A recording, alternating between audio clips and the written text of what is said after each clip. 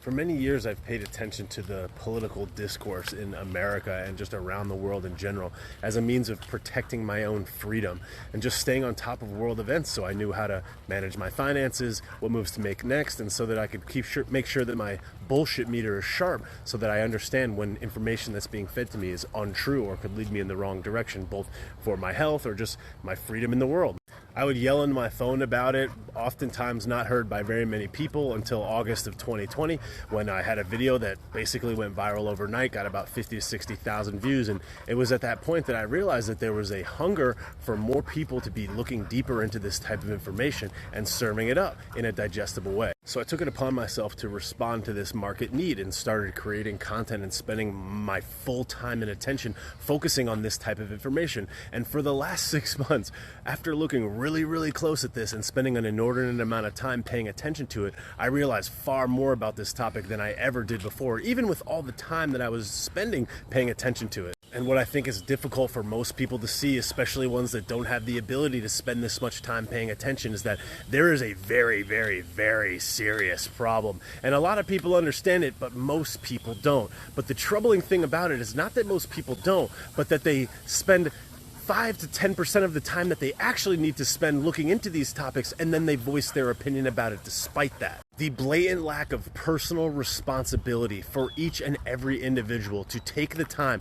to research these topics and understand them is no longer a suggestion, but a requirement of our freedom going forward. If we expect to live in the freest country on earth and maintain our dominance as a world leader, we need every single person, I mean every person, I mean you and everyone you know, to step up and take more personal responsibility for paying attention to this type of material. Our very future and our very freedom is at stake, and not just ours, but the ones for our children and their children. Think about how many people sacrificed to get us to where we are right now. Think about all the uncomfortable things and horrendous things that they had to go through in order for us to have the freedoms we have today. Well, you better believe that those uncomfortable moments didn't stop with them. And the crazy thing about it all is that it's easier to fight this battle now than it has ever been in human history. You can do it from your toilet. You can do it from your phone. You can do it from your pocket. You can do it on the go. You can do more research. You have more information at your fingertips than ever before at any time in human history. You have the ability to communicate these thoughts and ideas and share them and communicate with others now at a more expeditious and fast rate than any time in human existence on earth. There is no more excuse. There are no more excuses. We need every single person to take more personal responsibility and step up, because the more you pay attention to this stuff, the more you realize that we are going down a very slippery slope, and America's dominance is not promised. The vast majority of people play into the very loud emotional narrative when they're totally missing all of the things that actually matter, all of the things that really matter, all of the things that are going to move the needle now and until forever. These very small, very minuscule, non-pertinent items are squandering our precious time and attention away from things that will really matter, to protecting our freedom and our children's freedom going forward. A lot of this stuff is distraction.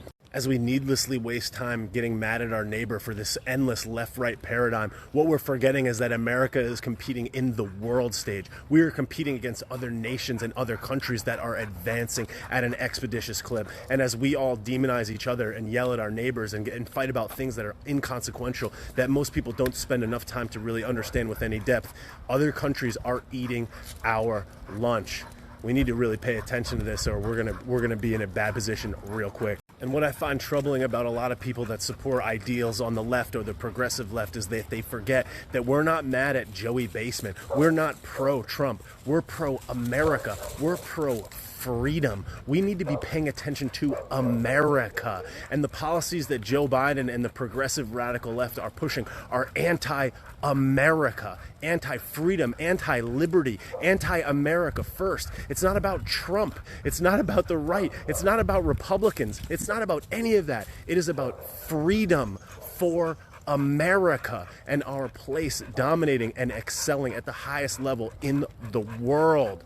Not about what's happening here domestically, but where we are in the world. Life is a game, and global diplomacy is no different. And if we don't all understand that we are on the same team, we're going to be in big trouble faster than we think. We need to understand and recognize that it needs to be America v. everybody, not left v. right, not blue v. red, not Trump versus Biden. All of that stuff is purely a distraction from America being dominant and free, the freest nation the world has ever known. And what progressives so callously forget is the value and the significance of the Constitution and its ability to protect us, to protect our freedom. And what makes America great is that specific and very clear document. And anything that jeopardizes it jeopardizes our position in the world and our individual liberties and freedoms. Because individual liberty and freedom is the reason the world is so good today.